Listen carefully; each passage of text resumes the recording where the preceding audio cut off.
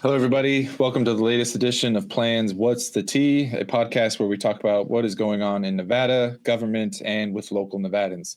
My name is Ben, the Nevada Housing Justice Alliance's Coalition Manager, and your host today as the NHJA takes over. This episode, very excited. We are joined by Assemblymember Venicia Considine. So glad she's here with us. The sponsor of, in particular, AB 121. It's a bill that just went into effect earlier this month on October 1st. So we're only 2 weeks in. Today we'll be covering just what that means for Nevadans and its impacts. So welcome, Assemblymember Considine. How are you doing today? I'm doing great. Thank you. It's fun to be here. Yeah, me too. First time at this level. So hopefully they'll have us back. Awesome. All right. I think we should just dive in and talk about the bill.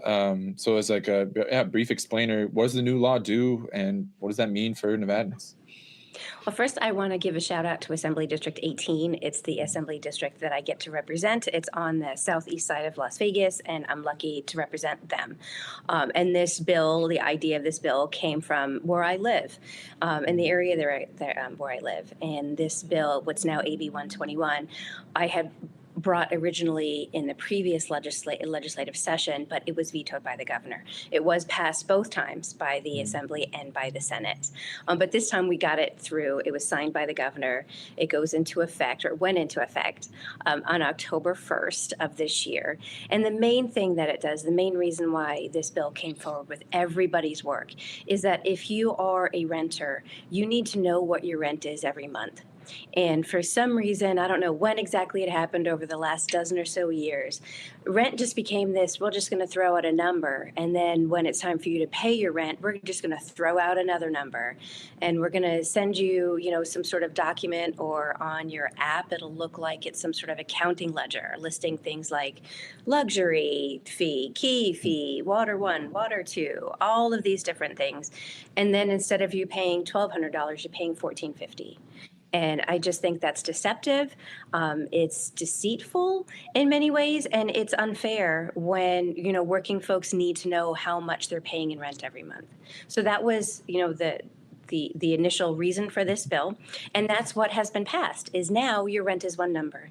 When you go see a house or you go see a unit and you say, how much is this? And they give you a number, that is how much the rent is. All of your mandatory fees, the things that you used to see in those sort of accounting journal entries, will all be within the rent. So this way, if they are going to charge you for your for property taxes or for whatever, I've just seen some crazy things. You can almost can't believe they're real. That all has to be in your rent. So when you're going from one apartment complex to another, then what they're telling you that unit cost is real. No one can tell you, hey, this unit's only $1,100. The one you looked at up the street was $1,300, so you went to the $1,100 because that fit your budget. Then you sit down, you sign your 62-page or other crazy numbered amount of pages lease, and you get your first bill, and it's $1,400. And when you say something, they're like, oh, it was all in the lease. That stops. Now, when you do the same thing, you go to both apartments, whatever they tell you the price is the price. It's better for your budget. It's better for competition. It's just, it balances out some inequities, and transparency is the best thing that we could do. So that's what this bill, the main purpose of this bill is. And it went into effect for new leases as of October 1st. At least that part did. There's other pieces in the bill that went into effect, whether or not you're in an existing lease. Absolutely. I think that's a great overview. I appreciate you highlighting, often discussions in recent years is so embroiled in tenant versus landlord, tenants, community versus industry. And not only, I feel like, is this a tenant protection, it's just a basic fundamental consumer protection, which really, I think, transcends a lot of those barriers or titles. And I'm not so keen on, fair competition, or at least I'm not thinking about their interests. But I think that is a good point also, because you do have, it would incentivize more and more properties to continue undercutting each other. Well, it's if they're not being honest, then, I'm not encouraged to be honest. And so I need to be, deceptive or deceitful also. So it just kind of spirals out of control. And I'm curious, just real quick while we're on the topic, what is, if you can think of it, the most heinous, ridiculous example of a surprise or kind of hidden junk fee? So I was surprised when somebody told me that their landlord handed them their property tax statement and said, hey, you need to pay the property tax. So that wasn't as as egregious, but it was so shocking Yeah. because it's not something that people normally have to pay. I recently just saw a lease where the tenant has to pay Republic Services directly, so it's not within their lease. That was the first time I've seen that. It's something that I kind of want to keep an eye on now because it's just a different thing. The $100 a month luxury fee that I was told, and I said, well, what do you get for the luxury fee? And their response was, well, we have coffee in the clubhouse, and then once a month we do like a brunch. So I thought that was egregious. And any fee that they're charging you monthly, in my opinion, for something that doesn't need to be charged every month, like do you really need to pay $15 a month for the pool key? I think those are egregious fees. Yeah, those are great examples. I appreciate you sharing. I have one that comes to mind, but I think I'll save it for further in the conversation. Okay. So going deeper into the bill, tell us what tenants should be looking out for. So when they're applying, looking for rentals, or maybe they're renewing their lease, what are some of those like key components? Well, there's two levels. One, if you are shopping for a place to rent now, bring up the new law. Make sure that they know it ahead of time. This way, you're not having to have a further conversation later if they bring up other things. Then you'll also know if they're being straightforward, if they're up to date on the law. And that's going to be more about your rent is one number. Other things in the bill are already in law because they went into effect October 1st. So one of them is if you are looking to rent a place, you have the legal right now to ask to see a lease. So before you sign anything, you can ask to see the lease. The landlord can email it to you. He can have a boilerplate. It doesn't necessarily have to be filled out, all of the numbers, but it gives you an idea of what kind of addendums that are on there. So there was a bill during the hearing. During the bill hearing, I held up a lease, and it was 59 pages, and there were 19 red tabs on them, and each tab represented an addendum. And a lot of those were additional fees. So you should be aware of the addendums and what you're signing away. One of them, I think is the most egregious in leases now, is there's one about video and photo giving away rights to your image and anyone in your family's image. So it's like a one-page addendum, and it's buried pretty deep in. And it literally says, if we take a picture of you or your children or an image or video on the property, you're giving us irrevocable rights for us to use your image, modify your image, use it in any way that we want, and you can't say anything about it.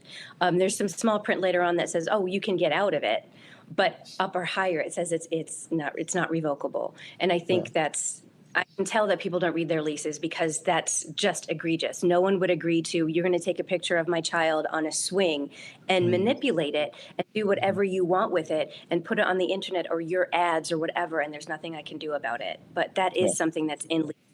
So I'm trying to get people to, even if you're in an existing lease, revoke it.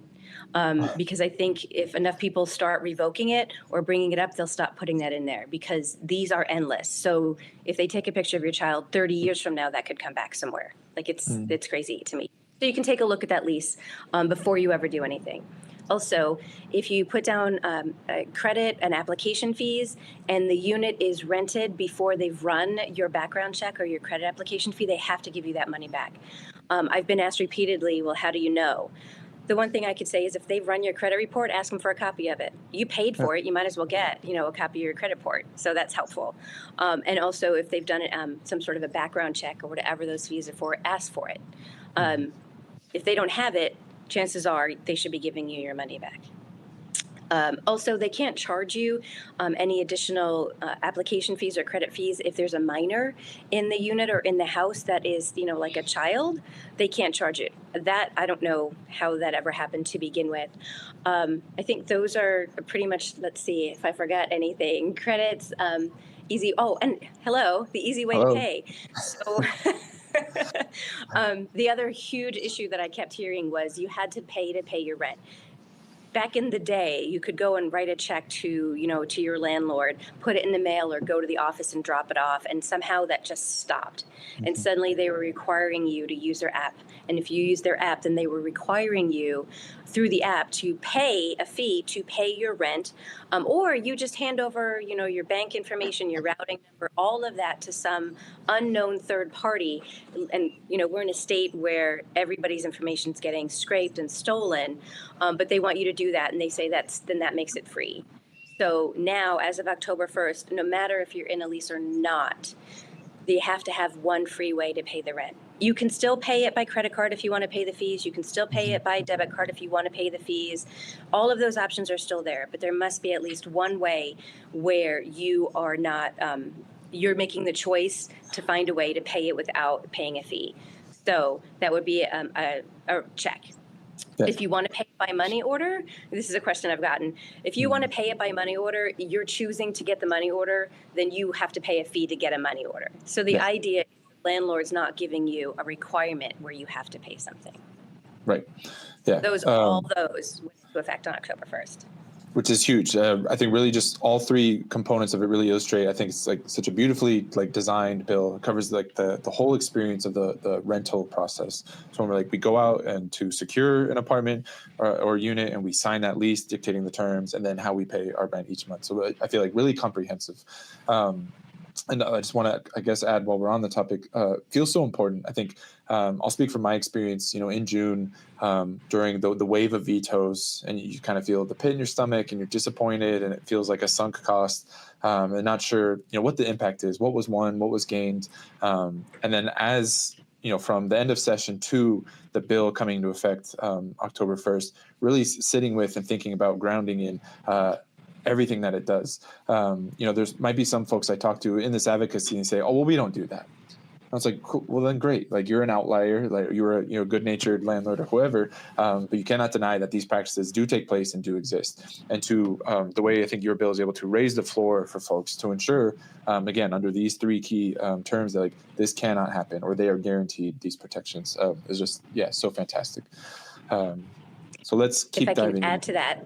Of course, yeah. Two quick things. So one is I've been a consumer protection attorney. I've worked at Legal Aid Center of Southern Nevada for 16 years. So knowing that you can pass a law, but if there's no enforcement mechanism, it's very hard to ensure that law is useful. So in the bill, if there is a breach of two sections of the NRS, which concern the lease and things under this bill, you have a right to go to justice court and file a claim or file a lawsuit.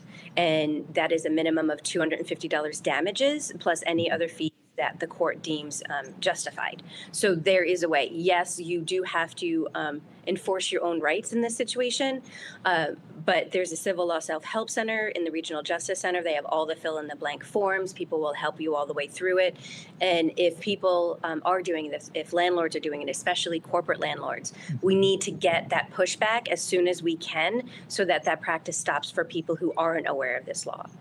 And the second quick thing is there are two carve-outs, very short carve-outs for the rental amount. One of them is if you are in an apartment complex that is master metered, which means there's no individual water meter for the unit. Your water bill for the water you use in the unit will be charged separately. It's not rent, it's a utility. Same thing if you're in a single family home and for some reason the utility is unable to contract with a tenant, and then the landlord is then paying that utility and charging you separately. That would be just the utilities. It's only water, electric, or gas, and only in those situations. And they have to be completely upfront about that from the get-go. It's not a lot, but I just want to make sure we get that on the record. No, thank you. I appreciate it. That is a good flag. And I didn't mean to skip past that with the utility pieces. And I know which was, a tension point throughout the session and friction of, conversations, but meeting in the middle helps, get it passed. And so hopefully folks can look out for that because it can be complicated and different. And we saw how landlords, property managers, realtors, trying to claim how complicated and difficult it is to know and predict and share these costs. But again, so there is some middle ground there. And you beat me to the punch regarding violations. And so just as you said, the best bills are only as effective as they are implemented and monitored, and those enforcement pieces. So again, really just want to lift up that in the bill for each violation, it was $250 damages for each, if there are multiple, it applies to them. I want to also, I think if the judge sees the same landlord over and over again, yes, those things would be added on as well. Right. And that's why I think it's so important if folks do encounter those violations to reach out to legal aid, let them know. reach out to us. We have a form on our site. We want to hear folks' stories or see what they're seeing in their lease wherever possible. Because again, a great new bill, but there's still a lot of ground to cover, and we know folks will try to skirt that, or maybe just entirely oblivious or ignorant to it all. And then lastly, lifting up, as you said, Civil Self-Help Law Center on the first floor of the Justice Court, and the same space in the Reno Justice Court. So wherever folks are at, to make their way there, which can sound daunting or intimidating, but great staff, great guards, they can guide you to those places to get you, heard or taken care of. So now going more broadly, so aside from being a legislator, as you just said, it's you're an attorney for the Legal Aid Center of Southern Nevada. Talk about how your work impacts the policies that you choose to support and sponsor. So just a quick background, there's a time in my life that my family lived in an RV. In fact, we lived on Boulder Highway in an RV park for a while. So housing has always been sort of something that I've paid a lot of attention to. And then when I started at Legal Aid, I externed my last semester at the Boyd Law School at UNLV just to stay at Legal Aid. Like I got in because I didn't want to leave. And then when I passed the bar, it was 2009. So if anyone has been here for any long period of time, you know what was going on in 2008 and 2009. That was the Great Recession. And that's where my first real legal area that I got to be an expert on was because of that. I went right into housing, right into foreclosure defense, learning how to read SEC filings, teaching classes for people so that they could understand what's happening with their mortgage. They could understand the difference between like an FHA loan, a reverse mortgage, a Freddie Mac, Fannie Mae, all of these they're not terms of art, but all these terms that, unless you know what they are, that can be really daunting. So I really got involved in housing then and trying to help people stay in their houses, because if you lose your shelter, first of all, it's incredibly traumatic for everyone in the family. And then it just gets exponentially harder to get back the longer that you're unhoused or you're unsheltered. So it's always been important to me. In Legal Aid, it's about fairness. It's about equity. It is about making sure that the most vulnerable are treated the same way as those with the most money in the eyes of the law. Following that whole process, I then got involved in payday lending, did a lot of work on payday lending. We still have a lot of work to go on payday lending, but did some work on that area, and still kept an eye out on housing. And then in 2019, so this is pre-COVID, there was an article in the Review Journal that I still have, and it was about a handful of landlords that had like 8,000 properties. And they had the highest rate of evictions and the highest rate of habitability problems. And that was just shocking to me, because it's just the same problem that we see all the time. Those with the most needs are often the most abused. So trying to pay attention to that, trying to figure out a way to balance it. And when I ran for office, the first time that I won in 2021, it was housing. That was really what I wanted to work on. I wanted to make sure that people could have a safe shelter, a place to live, an affordable place to live based on the money that they were getting paid, and the ability to have the opportunities for their kids to get a good education and for them to build a better life. Like without those three things, every day is difficult. So that's kind of where it's always been sort of my areas of focus, are on those areas. But housing has always been, whether it be manufactured housing, trailer parks, RV parks, apartments, housing, anything along those lines.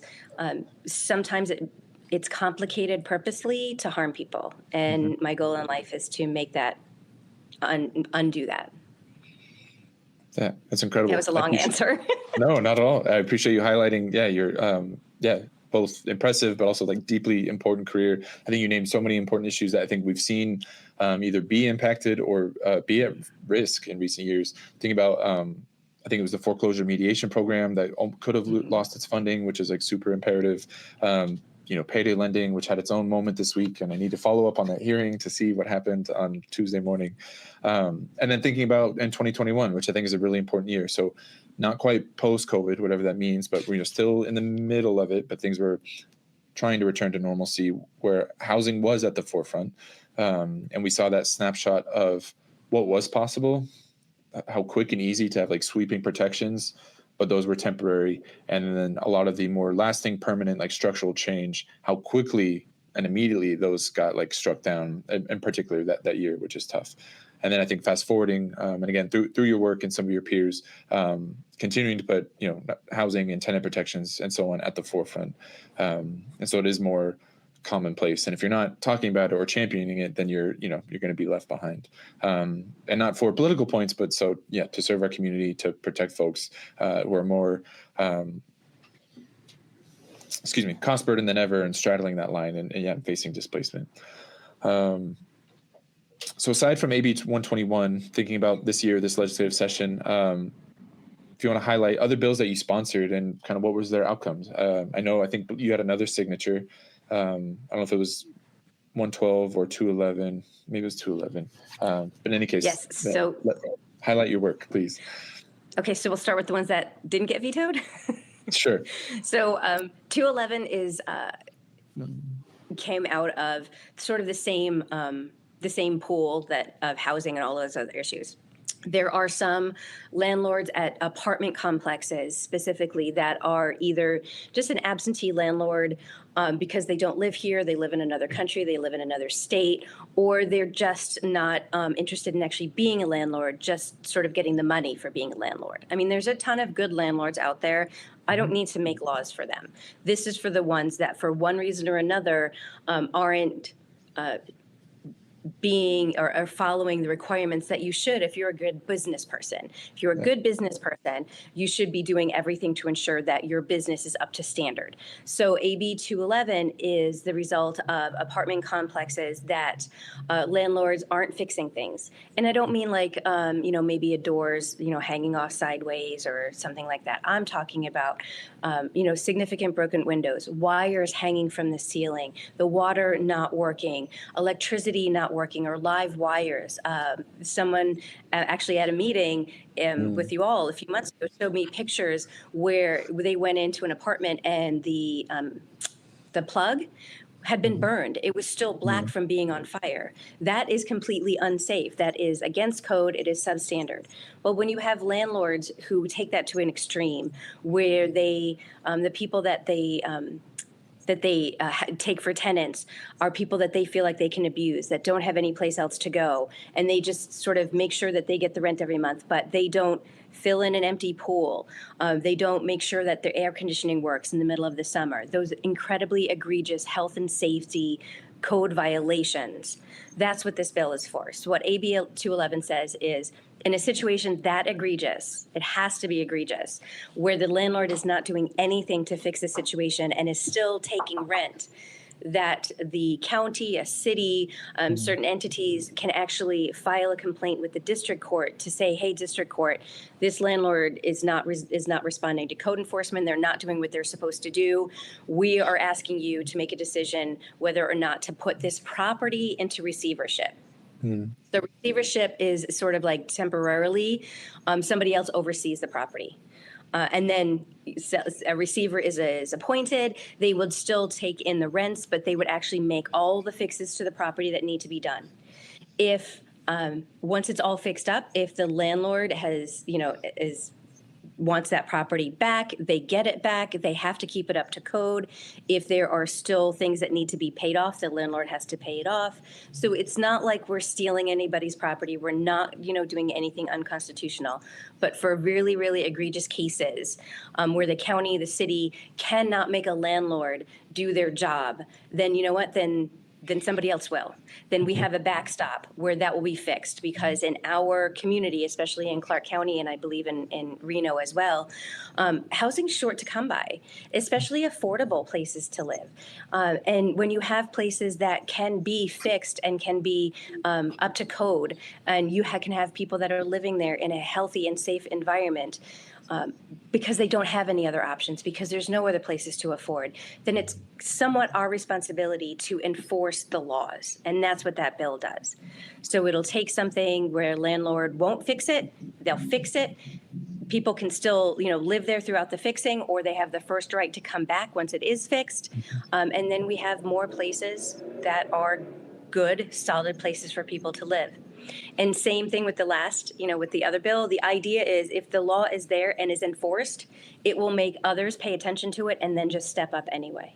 So hopefully that will have sort of a ripple effect. Absolutely. And that, clarify for me, that bill can apply towards like a single residence. I kind of interpreted it going to session as like entire like property wide like issues. So for initially, it was for anything. So we talked mostly in the hearings about apartment complexes, because you can have an apartment complex where one building has something happen to it, and the rest of them are fine, but they're not fixing that building. So this could still apply to that. Okay. If it is a single family home, it does again need to be egregious. I'm sure that it happens, but the focus here in the hearings was more about the apartments, the larger areas, because that's somewhere where we see more of the egregious activity. Now, if you have sort of a corporate or private entity landlord that owns like 100 houses, and they're doing that to all of the houses, then that would cover that as well. It would cover an individual, but it would cover all of those as well. But you have to know that they own all of them, and they play a game where every house has a different business name. True, different LLC, and hard to track and trace. So it sounds like maybe you're suggesting, not to get ahead of myself to the next question, but maybe some sort of landlord registry. But we can save that. Well, I think I tried my first session to get a landlord registry, and we couldn't do it because if you've been in Nevada for a while, you understand that you can't close a loophole or raise a tax even a penny, because you required 2/3 in both houses. So each house has to have 2/3 vote. And of course, the governor has to approve it. And there's lots of people in the legislature that sign pledges saying that they won't raise taxes, no matter how important it would be, no matter how many loopholes that would close, no matter how it wouldn't affect working people or it wouldn't affect this group. That just makes it super hard. But that was why we had a problem with that. It's a bit myopic, if you ask me, but we'll keep pushing back. You named the governor, and so again, I hope everyone really, takes this moment to recognize you and celebrate you for getting 2 great bills passed, that we're highlighting right now. And now, if you want to tell us about some of the things that got vetoed or maybe didn't get as far. Well, first, I want to say I might be like the name on the bill. I might be the person that got to talk first at the hearings, but there's no way I did this alone. So many people came out. On one of the hearings, there was, I believe, an hour of testimony, just person after person explaining what they went through. I had one senator say that they were not interested in this bill. They hadn't planned on voting for this bill. But one story in that 1 hour clicked for that person. So every voice matters. Also, the work of the NHJA, going to the courts, eviction hearings, seeing all of that, and then having firsthand stories. So I wasn't the only one trying to say that this was, out of bounds. All of that matters. Anyone that's out there, your voice matters, your thoughts matter, all of it does. And that's the only way we get it passed. One person alone doesn't pass anything. But now going to the stuff that we did pass, but the governor vetoed. I did have a habitability bill.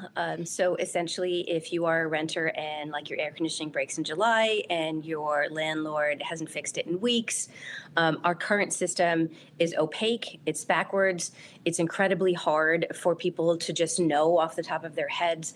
And what we see are people being evicted, even if they have proof of egregious things going on in their apartments. Excessive mold, water damage. Again, air conditioning is an essential service here in Nevada. For those items, if you don't know the process being, you have to send a letter and it has to be certified. And you have to wait 14 days. And then if your landlord makes an effort, then that should be enough. Then if you want to withhold your rent, you have to know that you have to go to the court and you have to escrow it. And it has to be down to the penny, because I've seen somebody evicted because they were like a penny short. You have to know all of that. And you also have to know that if you do withhold your rent, you are going into an eviction process. unless your landlord decides to fix it. And a lot of folks, especially like your middle income, your working people, they don't want to go into court for any eviction whatsoever because they don't want it on their record, even if they are completely right. There's an imbalance of power here, so they'll live with it. So this bill actually flipped that, and it allowed a renter or a tenant to bring a landlord to court without facing the eviction, to get the landlord to do what they promised they were doing in the contract that they made you sign the lease. And that would have shifted that so that the court would then be able to require the landlord to do things in a timely manner. That did pass both houses, but it was vetoed by the governor. We hope to bring it back next session because I think it's super important. Absolutely. I hope to, see you there. And I do want to highlight, and you said earlier, you're talking about like the idea of passive landlords. And I think you just said it well. It's like, it is their sole duty and responsibility to not just collect, monthly payments that they're very, strict and specific about, but to provide a safe and habitable, livable home. And then again, reminding folks, that might be watching or listening in, that habitability just means livable and safe. And you laid out all the conditions. It's not just a hole in the drywall that you like accidentally made with a broom or some furniture or something. It is the AC during the summer, heat during the winter. Making sure there's no mold, which actually only just realized mold is not explicitly listed under our habitability law, it seems like a glaring oversight. And that list goes on, but things that keep you whole, safe, happy, and healthy. And I appreciate you mentioning our eviction court watching efforts, throughout the interim in 2024. And I think about some of those hearings where folks withheld their rent. They could have had thousands of dollars cash in hand right there. Like, withhold my rent, there's these issues, right? Like, I have a case, right? You're on my side, right? And the judge, or oftentimes hearing master, depending where we were, would say, well, yeah, those pictures are awful, but you didn't do it right, and I have to grant the eviction, which is, hugely preventable and catastrophic every time, and so hard to see. And it's a shame to think about, now I'm just thinking about the hearing. We have industry lobbyists saying, are we sure people aren't just like intentionally creating these conditions so that they can just get out of a month or two of rent? And it's like, be sincere. Don't be so disingenuous. I'll pause there if you have some thoughts on it. Oh, just because I'm sorry, I can't help myself. During the hearing in the assembly for habitability, so there was 2 law students that were talking about their experience trying to help folks in the eviction court, and they were talking about the situation. And there's a clause in that attempted bill about vermin, rats. Anything like that. And there was an assembly member who did exactly what you just said, Ben, who essentially said, well, wait a minute.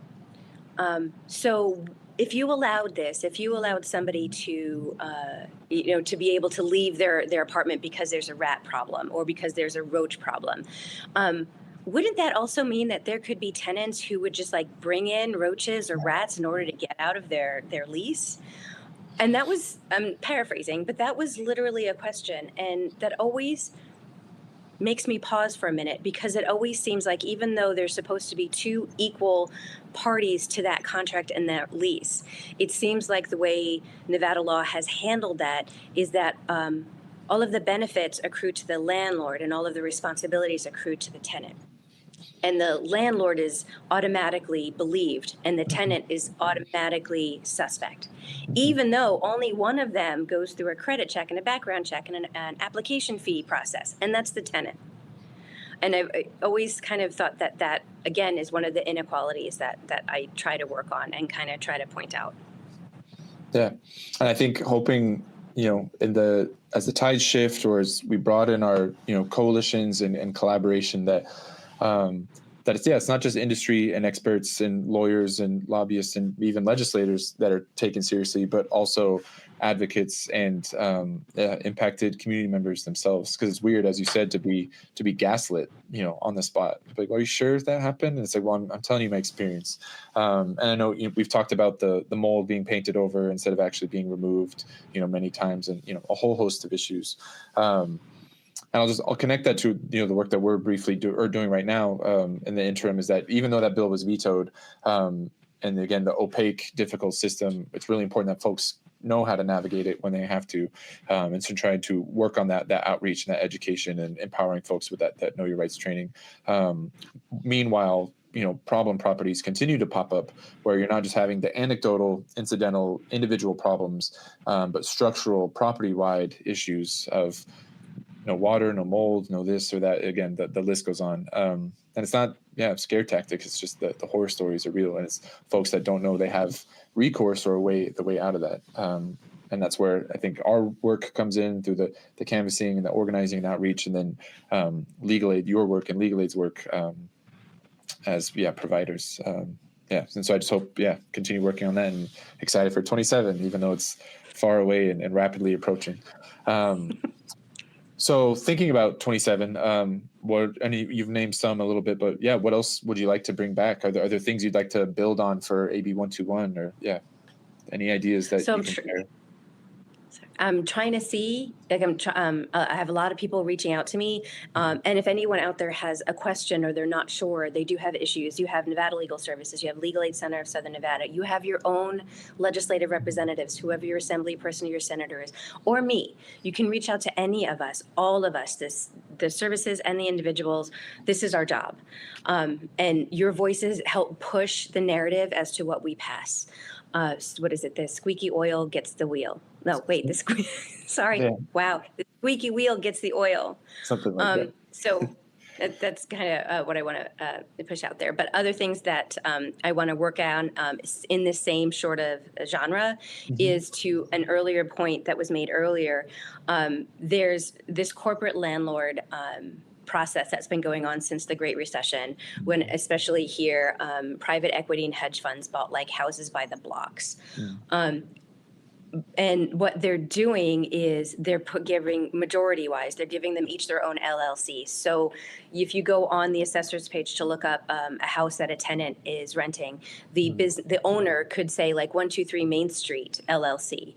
And then you try to find out who 123 Main Street LLC is, and you can find out who they are. But there are so many houses that are owned by the same corporation, thousands. There's one, I think, Invitation Homes. It's over 3,000 or 4,000 homes that they own here. American Homes for Rent. BlackRock, I think, is the largest homeowner in the state. But because they are keeping all of their houses as individual businesses, they're not paying a tax that we have in Nevada. And there is a tax called the commerce tax. And the commerce tax is if you have gross receipts of over $4 million as a business, only then do you pay taxes. So these are not like your mom and pops or, somebody who has a few or anything like that. This is if you're making over $4 million a year, in revenue. And if that's the case, then you should, like every other business in this state that has over $4 million in revenue, be paying a tax. So I brought this bill last session and couldn't get 2/3 because even though they're supposed to pay the tax, and this is me just trying to close the loophole, they argued that it was raising a new tax. So I couldn't get it through. So we're trying to do a study now to show how we can get it done. I do want to bring it back because that goes back to my two big things. One, housing, shelter. If there's more houses on the market, the price goes down. If there's more people that live in your community that own their houses, your community improves. People have more buy-in because it's their neighborhood. And if you're supposed to be paying your taxes, you should be paying your taxes. So I want to bring that one back. Well, and you highlighted this, our state, either motto or mascot or animal of, let's do a study. Our state slogan, always so popular. I think, and what's so scary. But I intend to get it done. And no shade against you. And scary as well, just thinking about neighborhoods to be rented in perpetuity. So no path for home ownership, but just stuck, being squeezed, compressed in that middle or like low point. With like no way out. And or one thing, I don't know if it's on the table or not, but short anecdote about, I think, just the impact of going back to AB 121, working with a complex last year in Northern Nevada, doing lots of canvassing, community meetings, thought there were habitability issues, and it turned out to be lease transparency issues. And so what was happening is that they were getting back charged for utility fees. So they're normally about $70 a month. And then apparently the complex made an error, and their folks were being charged $160, $180, $220 a month, so double or triple. And the complex was saying, yeah, we're going to figure it out, or just one more month, kind of kicking the can. But it lasted about 8 months long. And again, they would vary, they would dip, it would spike. You look at the ledgers, which are complex, confusing, the way they're like charged and then rebated and then charged again. And thinking about how that directly impacts them. Again, it's having a clear total. You can't be overcharged from that total. And that, again, the impact to them, a lot of seniors, folks on a fixed income, thinking about knocking on those doors, and people at their wits' end. Like, I've lived here for 20 years and now I have to use a portal. I don't know what a portal is. Her eyes were so wide. And then now, again, giving some protection around that. And then the final, bit was as that year ended, 2024, they got a letter saying, congratulations, we've partnered with Spectrum. All tenants get $99 TV and internet. So again, multiple $100 rent increases, throughout the years or recent years. The issue with the fee payment, utility fee fiasco, and then to be hit with that, and then even just to generalize and assume. I don't know if every senior wants internet. I don't know if every young couple wants traditional TV channels in the era of streaming. And one thing I've been thinking about is building on 121 is with the potential of opting out of certain fees. So obviously common area maintenance or pet deposits and parking spaces, but when you say the luxury, that the coffee and brunch fee and things like that, or the monthly pool key, or excited to think about what potential there is to rein things in there, but not to get too far ahead of myself. Yeah, that's all great. I mean, during the session, I got a call from some people, seniors in apartment complexes. One had been there over a dozen years, and her rent had doubled in that time that she was there. But she, as a senior, was able to pay like $30 for her monthly internet. But now the internet supplier and the apartment complex had made a deal, a bulk deal. And it's my understanding that the bulk deal is between the landlord and the internet provider. But then the landlord can determine how much they charge. So they were like, okay, well, we're just going to, hey, great deal. We just got this great deal. We're only going to charge you $65 a month now for your internet. You don't have a choice. Don't care who you've used before. You don't have a choice. So the senior is like, well, wait a minute. I'm paying $30, and I'm paying $30 because I'm a senior. So it's specifically for seniors. I want to keep what I have. Nope. Too bad you can't do it. And as soon as, the new lease came in, they bumped her up from $30 to $65, which is a lot because our seniors are on fixed incomes. I've seen the same thing happen to another senior where they went from that $30 to $129 a month. Wow. And so that's something that I would like to try to solve, at least for seniors. There should be, I think, some sort of, if there's a senior getting that senior discount, that becomes an illusory discount if they're in a tenant situation where the landlord can just say, nope, I'm going to charge you something different. So that's something that I would like to work on during the interim. But if that doesn't get solved during the interim, things like that are things that I'm thinking about. Because, again, it's unfair and it's illusory. Yeah, absolutely. Want to be conscious of time. There's a lot on my mind, and I can ask. I want to highlight some quick call to actions from plan side of things. Upcoming, the Public Utilities Commission, they're having a meeting. The goal is to push back against the rate hikes. This is October 22nd, so I believe that's next week, maybe Tuesday. So please keep a lookout for that. And then Plan is hosting an American Horror Story event, really prompting and answering the question of who and what is Palantir, and a lot of the mass AI surveillance that is building and taking place. That is on October 29th, and you can find that on the mobilize.us/Plan Nevada website and to sign up there. Of course, as I said, the coalition will continuing to build on our habitability outreach and education training to know your rights, navigate the processes for getting that essential or non-essential services done, and how to withhold your rent and so on with our canvassing. And then I'm not sure if Assemblymember Considine, if you have any closing thoughts or final words. I just want to thank you and everyone listening to this, everyone who has made a phone call, sent a letter, a text, or even just trying to help other people. This is how we get back to having a common good. So I want to thank you and everybody for helping Nevada through your legislators pass bills that really matter to Nevadans. I appreciate that. That means a lot. I'm proud of this bill, proud to know you and work with you. It means a lot. And thank you for being here today. And I guess sorry, I'm being interjected. I think we'll put a wrap on it. Yeah. So thanks all. Stay tuned for the next What's the Tea, follow plan, support Assemblymember Considine, and we'll see you next time. Thank you so much. Thank you.